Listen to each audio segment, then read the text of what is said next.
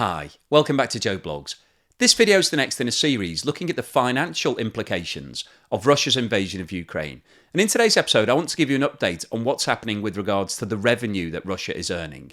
It's just been reported that Russia is now estimated to be losing around $150 million of revenue per day as a result of the sanctions. And Russia's revenue is now at its lowest point at any time since the invasion started. So the sanctions are clearly having an impact. But there is more to go. There are more sanctions on the way in terms of refined oil products. So in today's episode, I'll have a look at exactly what's going on with regards to oil revenues, because I've got the latest weekly figures published up until the 22nd of January. We'll then have a look at what's going on with regards to natural gas supplies, because that was the biggest single issue that Europe was facing when the invasion started. We'll then have a look at what's happening with LNG, because liquefied natural gas is the direct replacement that Europe is looking to take on. So Russia's now having to ramp up its supplies to try to replace some of those lost sales. And then I'll touch on what's happening with the Russian car industry, which has been decimated since a lot of the auto companies pulled out of Russia, and also the current problems that Russia is having sourcing enough pharmaceutical products.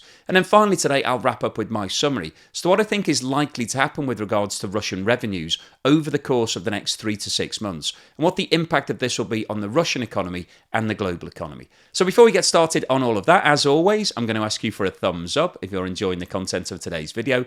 Please subscribe if you haven't done so already. I want to push to get to 250,000, so if you could help, that would be fantastic. Don't forget, I always include chapters, so if you don't have time to watch everything, you can pick and choose what you'd like to see. And if you would like to support the channel, please have a look below where you'll find links to YouTube's super thanks and membership, as well as Buy Me a Coffee and Patreon. And as always, I'd like to say thank you so much to everyone that has supported the channel. I really, really appreciate it. A research institution called the Centre for Research on Energy and Clean Air have recently completed a full review of the 2022 earnings from Russia, and their latest estimate is that Russia is losing 160 million euros of revenue per day, which is roughly around $150 million, as a direct result of the sanctions relating to the invasion of Ukraine. Russia's total earnings from fossil fuels fell by 17% in December, which is the lowest level since Russia's invasion started. It's estimated that the direct impact of the EU ban and the price cap has reduced revenues by 180 million euros per day, and that Russia has only managed to add an additional 20 million euros of revenue per day. So the net impact is a fall of 160 million euros. The impact of the sanctions in December alone led to a 12% reduction in crude oil exports and an associated 23% drop in selling prices, and the combination of those two factors led to a 32% drop in Russian crude oil revenues in the month. Now, before we go on any further today, I'd like to talk to you about today's sponsor, Atlas VPN, and to let you know about their current offer whereby you can get a 3-year subscription for only $1.99 per month. If you use the internet without any form of protection, you leave yourself exposed to tracking, hacking, and advertising. Using Atlas VPN protects you from all of these. Atlas VPN provides you with comprehensive security and is used by more than 6 million people worldwide. So it's great news that it protects you from hacking and tracking and data breaches. But what's also fantastic news is that it opens up a whole new world of entertainment and can save you money, because it allows you to change your location, which gives you the opportunity to get better deals and to access content that may not be available in your region. Atlas VPN is available to use on unlimited devices for one subscription, and Atlas VPN is currently offering an amazing 3-year deal whereby you can get full protection for only $1.99 per month, including an entirely no-risk 30-day money-back guarantee. So to purchase this exclusive Joe Blogs offer, please click in the description below. This chart shows the total revenue earned by Russia in the last 12 months for the shipment of crude oil. So this is oil that's put onto tankers and exported over the water, not pipeline exports. And the colour codings on this chart relate to the different destinations for all of these exports. The red section at the bottom is China. The blue section is the European Union. The green section is Egypt. The beige-brown section is India. We've then got other countries shown in grey, Turkey shown in turquoise green, the United States shown in dark blue, and unknown destinations shown in dark red. Now, before we go on to talk about what's happened in the last week or so, the big takeaways from this chart over the last 12 months is that there has been a gradual but relatively small increase in the purchase of crude oil by China, which you can see in the red section at the bottom. However, that minor increase has been more than offset by the fall in purchases from the European Union. You can see that back in January 2022, the European Union made up around 2/3 of all of the revenue that Russia was earning from seaborne oil sales. However, the dotted line on the far right-hand side of this chart marks the 5th of December, which is when the European Union full ban came into effect. And you can see that over the course of the last few weeks, the blue section has disappeared entirely, and there are now absolutely no sales to the European Union for seaborne crude oil.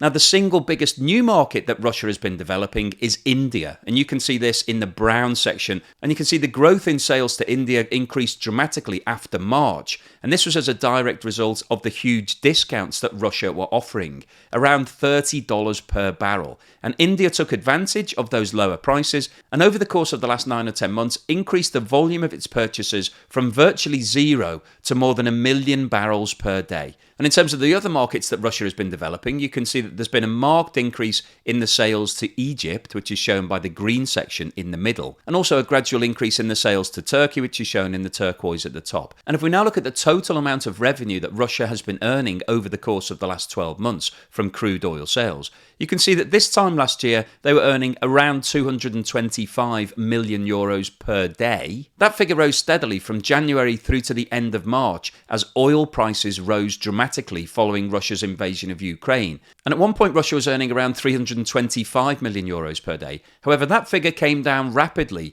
as the sanctions and the bans started to come into effect. And by the end of April, Russia's total revenues were down to around 250 million euros per day. Total revenue then started increasing again as prices continued to stay high, and Russia was able to sell large volumes to countries like India and Egypt. And by the start of July, total revenues were back up to around 325 million euros per day. However, since that time, we have seen a global reduction in oil prices as a result of a global slowdown caused by the persistent high inflation and increasing interest rates in most economies around the world. And you can see that by the start of October, revenues had actually fallen back to around 250 million euros per day. Now, November was a very unusual month because the EU ban didn't actually take effect until the 5th of December. And because Russian oil was trading at a discount in the market, it actually represented a bargain for a number of European countries.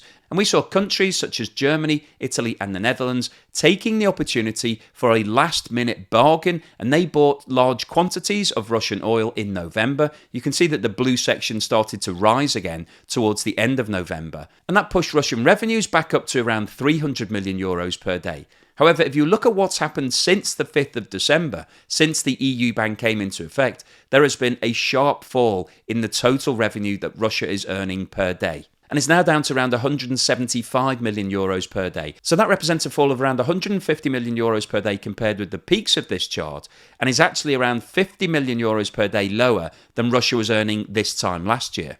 And it's interesting to look at the current breakdown of where the current sales are being achieved. You can see that sales to China have actually dropped off over the course of the last few weeks. And this is partly down to the slowdown in the Chinese economy and also the fact that it's Chinese spring celebrations at the moment. Sales to Egypt have increased dramatically, which you can see from the green section. And these sales are really interesting because Egypt is in real financial difficulty right now. And the question is whether or not Russia is actually being paid for these sales, or whether it's just building up some form of credit and loans and pay later type deals. The official recorded sales to India have dropped off. However, these may be recorded in the other and unknown section as Russia tries to avoid the oil price cap. And this chart shows the revenue earned by Russia from the sale of refined products and chemicals. Now, just to be clear, the EU ban on refined products does not come into effect until the 5th of February. So currently, all countries in Europe are entitled to buy gasoline and diesel and other refined products directly from Russia. And the colour coding on this chart is identical to the previous chart we just looked at. So the largest blue section here represents sales to the EU. So you can see that over the course of the last 12 months, the total revenue earned directly from the EU has fallen. However, it still represents the largest single section. If we look at the situation this time last year, Russia was earning around 135 million euros per day from the sale of refined products. And out of that total, around 2/3 was being sold directly to the EU. Total revenues increased through to March as prices started to rise. And at one point, Russia was earning around 180 million euros per day. However, as the volume of refined products has fallen, the total revenue has also fallen. And if we now look at the latest sales figures, total revenue is back down to around 135 million euros, so the same as it was this time 12 months ago. However, when you look at the breakdown, the EU still represents around 60% of all of those sales. And Russia is going to have to find new markets really quickly because on the 5th of February, all of these sales are going to stop. And finding new markets is going to be a really big challenge for Russia because if you look at the sales to China, which are denoted in the red section at the bottom, and also the sales to India, which are the brown section somewhere in the middle, you can see that they are minuscule, virtually non-existent. And the reason for that is that it's much more expensive and far less efficient to export refined products.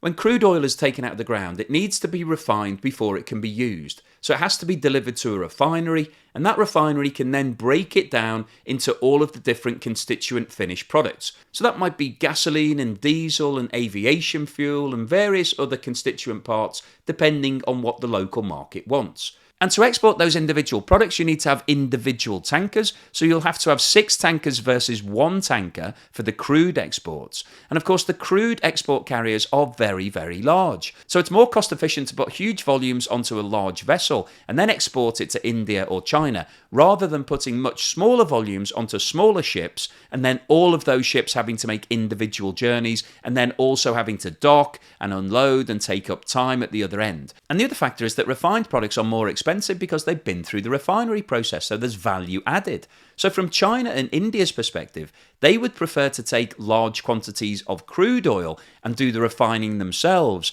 rather than buying the finished product. So that's why Russia hasn't been able to ramp up the sales to India and China. If you compare this to the graph that we just looked at, where we saw big volumes appearing from India's perspective, that isn't happening here because India doesn't want to buy the finished product. It doesn't want to pay that extra price and take delivery of hundreds of different ships. It would rather do all of it itself. And that's going to represent a major challenge for Russia. And if you look at this chart, Russia is now at risk of losing around another 80 million euros of revenue per day as soon as the European ban comes into place. And these two charts show the ownership and the location of the insurance companies for all of the ships that Russia is using to transport crude oil, which is the chart at the top, and refined products, which is the chart at the bottom. And the blue section here represents the European Union and the G7, so collectively the West. The dark blue section represents Norway, which isn't a member of the EU or the G7, but is part of the collective West. And the grey and the black sections are other countries. And what these charts show is that in the week ending the 22nd of January, 65% of all of the crude oil that was transported on the sea was done using vessels that were either owned or insured by the G7, the EU or Norway. And 75% of all refined sales were delivered using the same vessels. Now, the reason that this is important is that it relates directly to the oil price cap that's being applied against Russia. The oil price cap has been set at $60, and that means that Russia can only use these vessels if it's doing deals that are agreed at less than $60. Now, Russia has refused to acknowledge the oil price cap and is saying that it will ban any country that signs up to it. However, when you look at the delivery methods that Russia is using, it's entirely dependent upon the EU, the G7 and Norway. And in order to use those vessels, it needs to comply with the oil price cap. So it's saying officially that it isn't complying with the oil price cap. But this chart shows the agreed sale price of Russian oil. And you can see that the deals that are being done right now are being done at around $58 per barrel. So officially Russia isn't agreeing to the $60 cap, but it's selling its oil for less than $60. And this compares to a market price of around $80. So if it was trying to sell at $80, obviously that would be above the cap, and it would then lose access to all of those shipping services that we just looked at. So 75% for refined and 65% for crude. So therefore, it wouldn't actually be able to deliver any of those sales, even if it was agreeing to sell at $80, because it would then be banned immediately from using all of those logistics. And when you look at the exposure that Russia has to refined products of 75% of all of its vessels, that's going to represent a major problem because there is a refined oil price cap coming into place on the 5th of February. The price hasn't actually been agreed yet. The EU is still in discussions as to what that level should be,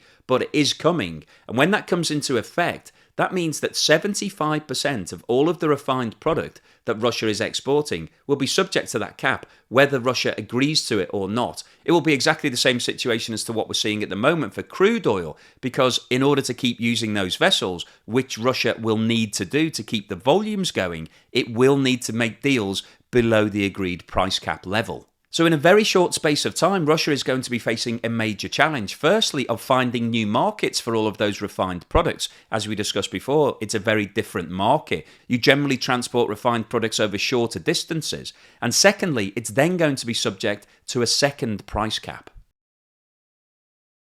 The full year figures for Russian gas exports for 2022 are now available, and Russia sold the lowest volume of gas at any point since the breakup of the Soviet Union, so this was Russia's worst year ever. State-controlled Gazprom said its exports outside of ex-Soviet Union reached 100.9 billion cubic meters in 2022, which represents a fall of more than 45% from the 181 billion cubic meters it sold in 2021. And one of the concerning things from Russia's perspective is that the 100 billion cubic meters sold in 2022 included around 10 billion cubic meters sold directly to China via the Power of Siberia pipeline. And the trend has continued into 2023, with daily pipeline gas exports falling by 22% in the first half of January compared to December, which was partly due to the weather being milder than usual. So Russia's gas exports are quickly evaporating. And if you follow the channel, you'll be perfectly aware of this situation, because Russia was selling the vast majority of its natural gas using pipelines that it supplied countries such as Germany and Italy and the Netherlands with. And those pipelines fed natural gas directly to the source of where they needed it. So a lot of it is being fed into gas-fired power stations to produce electricity, because this was a cleaner way of making electricity than the old-fashioned coal-fired power stations. Now, one of the challenges facing Russia is that in order to replace the lost sales to Europe, it now needs to liquefy the gas so that it can transport it to places like India and the rest of Asia. And currently it doesn't have the infrastructure in place in order to do that. Now, in the past, Russia has teamed up with gas and oil majors such as Shell, BP and ExxonMobil and done joint ventures whereby they've brought in the expertise and the capital and paid for everything to be built, and then Russia has benefited from the sale of the gas. And one of these projects was completed on the island of Sakhalin, which sits between Russia and Japan. And those facilities were actually constructed by Shell, who came in and owned 27.5% of the whole facility. And also there were two Japanese investors, Mitsui and Mitsubishi, who owned 22.5%, with the balance of 51% being owned by Gazprom. Now, following Russia's invasion of Ukraine, Shell announced that it no longer wanted any involvement at all in Russia, and it walked away from its 27.5% ownership of the Sakhalin facility. And the cost of that deal can now be counted in terms of the results that have been announced for 2022 and the expectations for 2023. Gazprom has announced that in 2022, the Sakhalin 2 facility produced 11.5 million tonnes of liquefied natural gas, and this was a considerable uplift against the 10.4 million that were produced in 2021. Now, in terms of revenue and profit, in 2021, Sakhalin 2 produced $5.7 billion worth of revenue, which equated to around $2 billion of profit to be shared amongst the shareholders. So at that point, the 27.5% shareholding of Shell would have represented around $500 million. However, the latest estimates for 2022 show that the profit from Sakhalin 2 will be around $3 billion, so Shell's share of that would have been around $800 million, and in 2023 it's estimated that they will achieve around $4 billion worth of profit, so Shell's share at that point would have been over $1 billion. And of course, the issue in oil and gas is that when you build facilities, they have a long lifespan, and they will generate lots of profit over a long period of time. And as demand for LNG grows across the world, it's likely that these facilities will make more profit. So the cost of walking away from this investment for Shell could be as high as $50 billion. So Russia is benefiting from the surge in demand for LNG, but that's not going to offset its lost sales of gas from the pipelines. This chart shows the breakdown of Russian revenues from its exports. The blue section at the bottom represents crude oil, the black section is pipeline gas, the grey section represents refined oil, the red section is coal, and the green section at the top is liquefied natural gas. So you can see that back in January 2022, The sale of pipeline gas represented around a third of all of the revenue that Russia was earning, and liquefied natural gas, the green section at the top, was a very small percentage. Now, as we just discussed, over the course of the last 12 months, the revenue from pipeline gas has reduced significantly, and in November 2022 represented around 10% of all of Russia's revenues. So over the course of the last 12 months, there's been a drop of around 20% from those sales. Now, if you look at what's happened to liquefied natural gas, the total revenue has increased. The green section has got larger. However, it is still smaller than the pipeline gas, so it's still currently less than 10% of total revenue that Russia is earning. So the net impact has been a fall in revenues because Russia has lost more than 20% of its revenue from pipeline sales, and it hasn't been able to offset that with an increase in liquefied natural gas sales, predominantly because it doesn't have the infrastructure in place to be able to convert that gas into LNG. Car sales in Russia collapsed by 59% in 2022, according to the Association of European Businesses. Several Russian automakers suspended production for periods of last year as the industry struggled to source parts and establish new supply chains following the imposition of the sanctions and the exit of manufacturers such as Renault. At one point, it was reported that major manufacturer AutoVAZ was selling Lada cars without airbags or anti-locking braking systems due to part shortages. Prices for cars have also risen significantly in Russia, a fact which remains the main deterrent to a sales rebound. Retail sales slumped across the Russian economy in 2022 amid a recession, price instability, and heightened uncertainty. Total car sales for the year came in at 687,370 compared to more than 1.6 million in 2021. And in the month of December alone, sales were down more than 50%. The industry is currently forecasting that sales will hit around 770,000 vehicles in 2023, which means that the market will still be around 50% of the size that it was in 2021. Russian President Vladimir Putin has announced that there are shortages of certain medicines in Russia, despite the fact that prescription drugs are exempt from Western sanctions. The reason for these shortages is that the delivery of these drugs has been hit by transport, insurance, and customs hurdles as a direct result of the sanctions applied against Russia. In a televised meeting, President Putin stated, "There has been a shortage of some drugs, despite the fact that we saw production of pharmaceutical products in the first 3 quarters of last year grow by about 22%. 60% of medicines on the market are domestic drugs. Nevertheless, a deficit has formed in some drugs and prices have risen. We need to ensure that there are supplies of the most popular drugs within a certain period of time," he said, suggesting that Russia could stockpile drugs for the flu season in the same way as it built up gas reserves in preparation for winter. Shortly after Russia's invasion of Ukraine started, Russians started to stock up on drugs, with people buying a month's worth of medicine in just 2 weeks. Russia also imports a large share of its medical equipment, such as pacemakers and radiotherapy devices, from the European Union and the United States, and its reliance is particularly acute for the most complex and critical machines. So what's the summary and conclusion today? Well, I wanted to post this video really to provide you with a latest update on what's happening with regards to oil sales and gas sales, because these are the major part of Russia's revenues. And as you've seen in today's video, the revenue that Russia is earning from oil has dropped significantly over the course of the last 12 months. And Russia is now facing a major challenge in terms of the EU ban and the new refined oil price cap that are both going to come into effect on the 5th of February. And the problem that Russia has with this is that it's cumulative. The impact will build. They're already facing major problems with regards to finding new markets for the crude oil sales, but they are having some success in terms of persuading India and other countries to take bigger volumes in exchange for large discounts. So the overall impact is a reduction in terms of total revenue.